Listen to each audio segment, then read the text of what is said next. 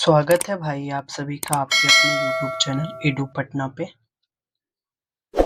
Bihar PPSC एईडीओ का हम लोग रिवीजन कर रहे हैं, जिसको 15 मिनट में 50 क्वेश्चंस को देखते हैं। तो आज का जो पार्ट है सेट ये दूसरा है और सेट दूसरा का पार्ट 1 है। समान अध्ययन के विषयों को हम यहाँ पे देखते हैं। प्रैक्टिस सेट है, ये प्रैक्टिस सेट दूसरा है आज का, जिसका पार्ट 1 से 50 क्वेश्चंस को हम आज देखेंगे मिनिमम समय में। अगर हम आज का पहला प्रश्न देखें तो आज का पहला प्रश्न है कि निम्नलिखित तटीय भू आकृति में से कौन सी अपरदन से निर्मित होती है? कौन सी अपरदन से निर्मित होती है? तो अपरदन से निर्मित समुद्री मेहराब और पुलिन। ऑप्शन 1 होगा इसका सही प्रयोग। सही उत्तर का प्रयोग करें तो इसका आंसर जो होगा ऑप्शन ए होगा। अगला प्रश्न है हमारा, ट्रांस हिमालय और उत्तर पश्चिमी हिमालय की पर्वत श्रेणियां के संदर्भ में निम्नलिखित कथनों पर विचार करें। पहला है, दक्षिण से उत्तर की ओर बढ़ने पर फिर पंजाल, जास्कर, लद्दाख, काराकोरम सही क्रम है। दूसरा है, लद्दाख श्रेणी सिंधु नदी और इसकी सहायक श्योक नदी के बीच एक जल विभाजक के रूप में कार्य करती है। और तीसरा पॉइंट है, विश्व की दूसरी सबसे ऊंची चोटी केटू गार्डविन ऑस्टिन जास्कर का हिस्सा है। कह रहा है इसमें से कौन सा कथन सही है? कौन सा कथन सही है? तो कथन सही चुनने के लिए हमें कह रहा है, तो इसमें कथन सिर्फ 1 और 2 होगा, ये गलत हो जाएगा। अगला प्रश्न है हमारा, महासागरीय महाद्वीपीय प्लेटों के अभिसरण के संदर्भ में निम्नलिखित कथनों पर विचार करें। अगर देखें हम, प्रश्न कहता है ये जब ये प्लेट टकराती है तो कम घनत्व वाली महाद्वीपीय प्लेट अधिक घनत्व वाली महासागरीय प्लेट के नीचे क्षैपित हो जाती है। दूसरा है, इस प्रक्रिया में बनने वाली मैग्मा मुख्य रूप से बेसाल्टिक होता है, जिसके कारण तटों पर सौम्य ज्वालामुखी उद्गार होते हैं। तीसरा पॉइंट है, ये भी गलत है क्योंकि महासागरीय महाद्वीपीय प्लेट के अभिसरण के संदर्भ में ये दोनों गलत है। सही इसका तीसरा होगा, पेरू चिली गर्त महासागरीय और महाद्वीपीय प्लेटों के बीच विनाशकारी प्लेट सीमा का एक सटीक उदाहरण है, ये बिल्कुल सही होगा। बाकी दूसरा अगर देखें तो कह रहा है इस टकराव के कारण केवल नवीन वलित पर्वतों का निर्माण होता है, भूकंपीय गतिविधियां यहाँ नग्न होती है, ये भी गलत है। तो ऑप्शन इसका केवल 3 हो जाएगा, ऑप्शन बी। अगला प्रश्न है, अरावली पर्वत श्रेणी के भू आकृतिक और जलवायुवीय महत्व के संदर्भ में निम्नलिखित कथनों पर विचार करें। कह रहा है अरावली श्रेणी थार मरुस्थल के पूर्ववर्ती विस्तार को रोकने के लिए एक भौतिक बांध के रूप में कार्य करती है। क्या ये बात सही है? हाँ, तो ये सही है। अगला है यहाँ पे मेरा अगला पॉइंट नंबर 2, अरावली पर्वतमाला का विस्तार दक्षिण पश्चिम से उत्तर पूर्व की ओर होने के कारण दक्षिण पश्चिम मानसून की अरब सागर शाखा के समानांतर पड़ती है, जिससे राजस्थान में भारी वर्षा होती है, ये बात गलत है। अगला, बनास नदी अरावली को पार करने वाली एकमात्र नदी जो अपना जल खंबात की खाड़ी में गिराती, ये भी गलत है। अगला है, अरावली क्षेत्र धात्विक खनिज जैसे तांबा, सीसा, जस्ता के मामले में अत्यंत समृद्ध है, तो ये सही है। तो ऑप्शन 1 और 4 सही होगा, क्योंकि कथन सही है, तो ऑप्शन 1 और 4 बिल्कुल सही होगा। अगला प्रश्न है 5वां मेरा क्वेश्चन, कह रहे बसंत विषुव लगभग 21 मार्च के संबंध में निम्नलिखित में से कौन सा कथन सही है? कौन सा कथन सही है? तो ये कथन है, सूर्य भूमध्य रेखा पर लंबवत होता है और उत्तरी गोलार्ध में बसंत ऋतु का आरंभ होता है। ऑप्शन डी इसका बिल्कुल सही जवाब होगा। क्वेश्चन नंबर 6 है, निम्नलिखित में से कौन सी नदी शांत घाटी के वर्षा वनों से निकलती है और भरतपुच्छा नदी में मिलती है? तो ये जो है इसका नाम है कंतिपुच्छा। क्या नाम है? कंतिपुच्छा। क्वेश्चन नंबर 7, निम्नलिखित में से कौन सा देश स्लोवाकिया के पड़ोसी देश है? सर्बिया, चेक गणराज्य, हंगरी, ऑस्ट्रिया। तो ये होंगे चेक गणराज्य, हंगरी, ऑस्ट्रिया, ऑप्शन सी। अगला है, निम्नलिखित युग्मों पर विचार करें। घाट प्रवाह कर्नाटक क्या दूसरा है तो कह रहा है कितने कर्म सही सुमेलित हैं, तो 3 कर्म है जो क्या है, सही से सुमेलित है। अगला प्रश्न है मेरा, अगला प्रश्न 9 है, निम्नलिखित कथनों और कारण पर विचार कीजिए। कथन ए, पूर्वी घाटी की नदियां प्रायः विशाल डेल्टा का निर्माण करती है। दूसरा रीजन है, ये वे लंबी दूरी तक समतल मैदानों से होकर बहती और अधिक अवसाद लाती है। नीचे दिए गए कूटों का प्रयोग कर सही उत्तर चुनिए। ऑप्शन इसका एक होगा, ए और आर दोनों सही है और आर ए की सही व्याख्या करता है। अगला है कोयला का और यहाँ पे राज्य, कितने युग्म सही है, कितने युग्म, तो इसमें केवल 2 युग्म सही है, केवल 2 युग्म क्या है, सही है। अगला है, अगला प्रश्न है, स्नायु और जोड़ के संबंध में निम्नलिखित में से कौन सा सही है। तो स्नायु जो है, ये स्नायु हड्डी को जोड़ते हैं और शरीर की गति में मदद करते हैं। अगला प्रश्न है मेरा भाई, हीरे के बारे में निम्नलिखित कथनों में से कौन सा सही है। हीरे के, तो इसका क्या रहा है, ये इसे प्रकाश परावर्तित करने की इसकी योग्यता के कारण गहनों में रत्न की तरह प्रयुक्त किया जाता है, ये बात सही है। दूसरा, यह विद्युत का सुचालक होता है क्या, तो नहीं, ये विद्युत का सुचालक नहीं होता है। तीसरा, इसे कांच, संगमरमर, पत्थर और अन्य कठोर पदार्थों को काटने के लिए प्रयोग में किया जाता है, तो ये बात भी सही है। इसे सैलों के वेधन के लिए प्रयुक्त किया जाता है, तो ये भी सही है। तो 1, 3, 4 ऑप्शन ए इसका बिल्कुल सही जवाब होगा। कह रहे हैं निम्नलिखित कथनों पर विचार कीजिए। शुद्ध जल में नमक को घोलने से जल का क्वथनांक बढ़ जाता है एवं जल का हिमांक घट जाता है। जल का क्वथनांक बढ़ जाता है और जल का हिमांक घट जाता है। दूसरा, जब जल मिथाइल अल्कोहल डालते हैं, जब जल में मिथाइल अल्कोहल डालते हैं तो जल का क्वथनांक क्या होता है, घट जाता है। तो इसमें 1 और 2 बिल्कुल सही होगा। कौन से कथन सही है, तो 1 और 2 सही होगा। प्रश्न है हमारा आज का 14th, नीचे दिए गए कथनों पे सही कर्म करिए। तो इसका जो 14 का होगा केवल 1 और 3 होगा, केवल 1 और 3। अगर हम देखें तो कहता है रुधिर वर्ग एक वाला व्यक्ति ए वाला कोई व्यक्ति रुधिर वर्ग ए तथा रुधिर वर्ग ए बी वाले व्यक्तियों को रुधिर दान कर सकता है। रुधिर मतलब ब्लड दान कर सकता है, हाँ। दूसरा, रुधिर वर्ग ओ, ब्लड ओ पॉजिटिव वाले, ब्लड ओ व्यक्ति वाले जो जिनका ब्लड ग्रुप ओ है वाला व्यक्ति किसी अन्य वाले वर्ग वाले व्यक्ति को रुधिर दान कर सकता है, हाँ। ओ यूनिवर्सल डोनर होता है, ये किसी से भी किसी को भी दे सकता है। तो ऑप्शन ए और डी सही होगा। कह रहा है निम्नलिखित खनिजों पर विचार कीजिए। निम्नलिखित खनिजों पर विचार कीजिए। तो कौन कौन, कैल्शियम, लोह, सोडियम। तो 1, 2, 3 इसमें उपयुक्त मानव शरीर में पेशियों के संकुचन के लिए किसकी आवश्यकता होती है, तीनों, सोडियम का भी, लोह का भी और कैल्शियम का भी। कह रहा है निम्नलिखित कथनों पर विचार कीजिए। प्रासरण के प्रक्रम में विलायक सांद्र घोल से तनु घोल की ओर जाता है। दूसरा, प्रतिलोम प्रासरण में तनु घोल पर बाह्य दाब लगाया जाता है।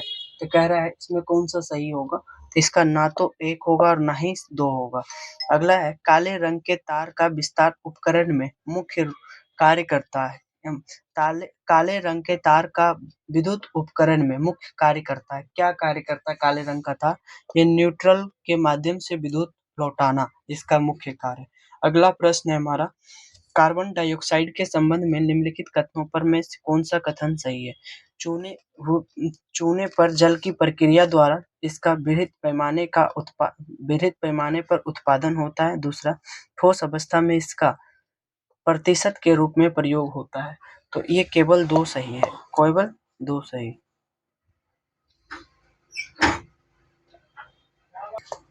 कहते हैं निम्नलिखित में से कौन सा कथन सही है।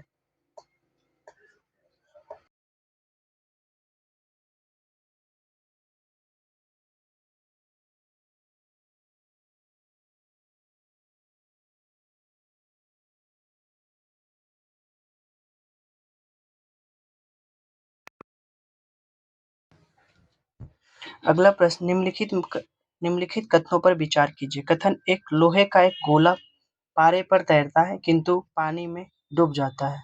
दूसरा, लोहे का अपेक्षिक घनत्व पारे के अपेक्षिक घनत्व से अधिक होता है। कह रहे सही कोटों का प्रयोग करिए। इसमें ये कारण था, ये कथन था, ये रीजन था। तो इसका क्या जवाब होगा? इसका जवाब हो जाएगा ए सही है परंतु आर गलत है। अगला प्रश्न, निम्नलिखित कथनों पर विचार कीजिए।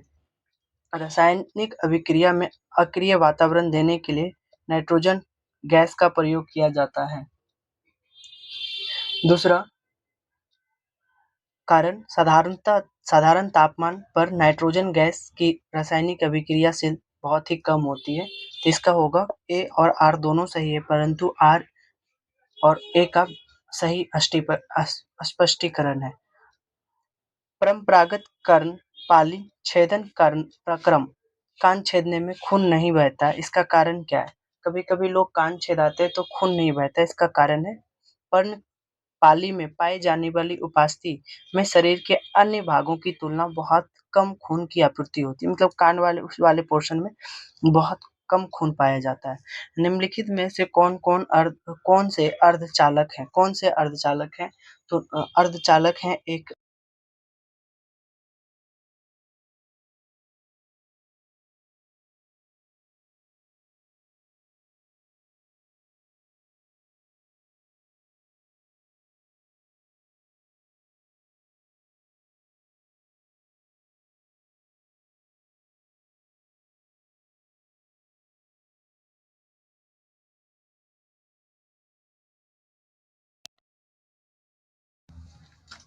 उपस्थिति का कारण क्या है? तो उपस्थिति का कारण है कि कैल्शियम और मैग्नीशियम में कार्बोहाइड्रेट और कैल्शियम और मैग्नीशियम के सल्फेट और कैल्शियम और मैग्नीशियम के क्लोराइड।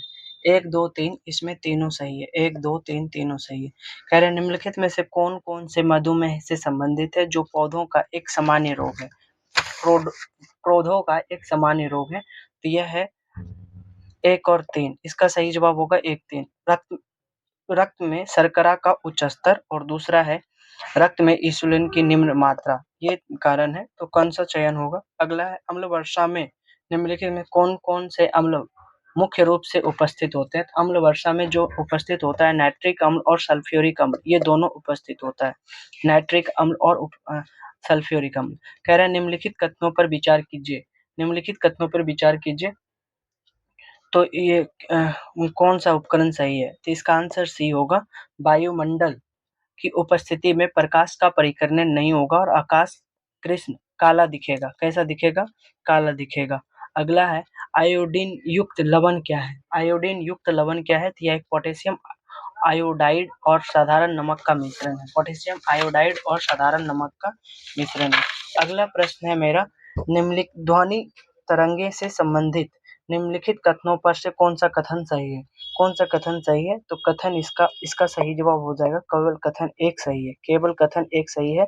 जब हम ठोस से गैसीय अवस्था में जाते हैं तो ध्वनि की गति कम हो जाती है, ये सही है, बाकी सब गलत है। अगला प्रश्न है पीएच पैमाने के संबंध में निम्नलिखित में से कौन सा कथन सही है?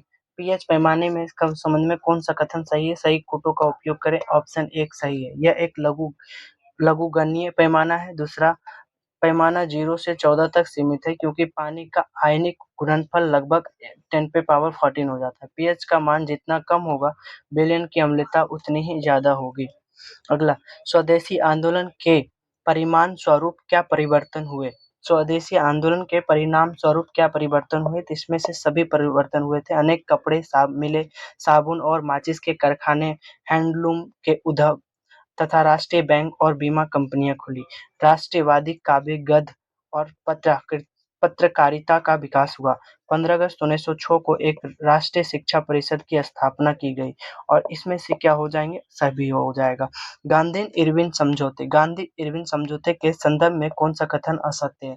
कौन सा कथन असत्य है? कथन एक असत्य है। सरकार हिंसक और अहिंसक सभी प्रकार के राजनीतिक बंदियों को रिहा करने पर सहमत हो गई थी, ये कथन असत्य है। निम्न किस मध्यकालीन साम्राज्य ने आर्थिक तथा सांस्कृतिक क्षेत्र में उत्तर और दक्षिण के बीच सेतु का काम किया? उत्तर और दक्षिण के बीच सेतु का काम किया। तो ये जो सेतु का काम किया था, ये सेतु का काम किया राष्ट्रकूट ने। किसने? राष्ट्रकूट ने। अगला प्रश्न है मेरा, सुम्मिलित करिए। मुगल और मकबरा। कह रहा है हुमायूं का मकबरा कहाँ पे पड़ता है? हुमायूं का मकबरा दिल्ली। शेरशाह का मकबरा कहाँ? शेरशाह का मकबरा सासाराम। जहांगीर का मकबरा कहाँ? जहांगीर का जो मकबरा है वो पड़ता है लाहौर में, और अकबर का मकबरा सिकंदरा में पड़ता है। तो इसका सही जवाब हो जाएगा 4-2-1-3। अस्थाई बंदोबस्त यानी कि जिसको हम कहते हैं इस्तेमरारी बंदोबस्त को अन्य प्रदेशों में बहुत ही कम विस्तारित किया गया, क्योंकि इसमें बहुत सारे रीजन थे। इसका सही जवाब हो जाएगा उपयुक्त में से सभी। 1810 के पश्चात सब कृषि मूल्य में वृद्धि हो गई, जिससे फसल का मूल्य बढ़ गया, जबकि अस्थायी बंदोबस्त से राज्य के अंश में वृद्धि स्वीकृति थे। अगला, रिकॉर्ड के आर्थिक सिद्धांतों का नीति निर्माताओं पर प्रभाव पड़ा। तीसरा है राज्य में रैयत से सीधे बंदोबस्त नहीं किया गया। इसका सही जवाब इसमें उपयुक्त सभी हो जाएगा। निम्नलिखित में कथनों पर विचार करिए।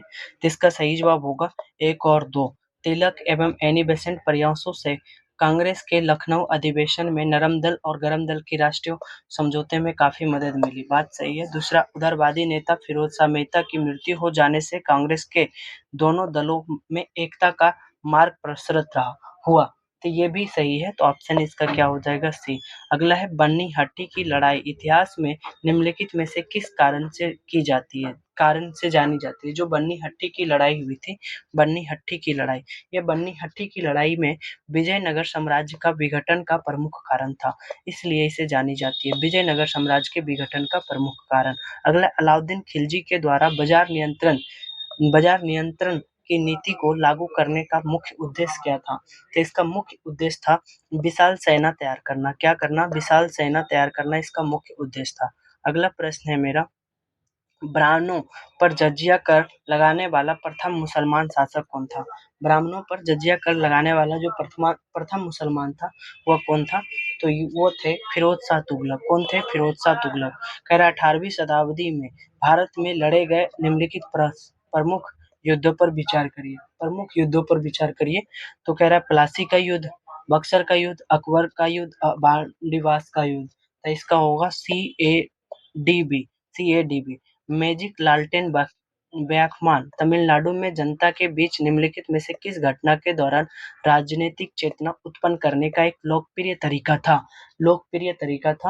ये लोकप्रिय तरीका कैसा था? यह स्वदेशी आंदोलन था। कैसा? स्वदेशी आंदोलन। अगला है, अग्रहारिक नामक अधिकारी निम्नलिखित में से किसकी देखभाल करता था? ये किसकी देखभाल करता था? ये धार्मिक न्यास की देखभाल करता था। जलियांवाला बाग हत्याकांड के विरोध में निम्नलिखित में से किसने वायसराय की कार्यकारी परिषद से त्यागपत्र दे दिया था? किसने दे दिया था? ये देने वाले थे सर जयशंकर नायर। अगला है, भारतीय राष्ट्रीय कांग्रेस ने अपने किस वार्षिक अधिवेशन में स्वराज्य के प्राप्ति को अपना मुख्य लक्ष्य घोषित किया था? तो स्वराज्य के प्राप्ति को अपना मुख्य लक्ष्य घोषित किया था कोलकाता अधिवेशन 1906। कोलकाता अधिवेशन 1906। अगला है, निम्नलिखित में से कौन सा प्रावधान लखनऊ समझौता के अंतर्गत शामिल नहीं था? लखनऊ समझौता के अंतर्गत शामिल नहीं था। वह समझौता था केंद्रीय व्यवस्थापिका सभा में कुल निर्वाचित भारतीय सदस्यों का 1/9 भाग मुसलमानों के लिए आरक्षित किया गया। ये सदस्य शामिल नहीं था। अगला प्रश्न है मेरा भाई, राष्ट्रीय आंदोलन के दौरान स्थापित होने वाले निम्नलिखित संस्थाओं पर विचार कीजिए।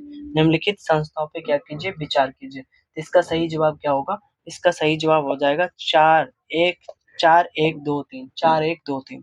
अगला है, निम्नलिखित में से कौन सा प्रथम यूरोपीय व्यक्ति था जिसने भू क्षेत्र अर्जित करने के उद्देश्य से भारतीय राजाओं के झगड़ों में भाग लेने की नीति आरंभ की थी?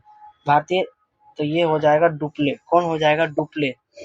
अगला प्रश्न है हमारा, कश्मीर के इतिहास से संबंधित पुस्तक राजतरंगिणी किस शासक के संरक्षण में लिखा गया था? ये किस शासन के संरक्षण में? राजा जयसिंह के संरक्षण में लिखा गया था।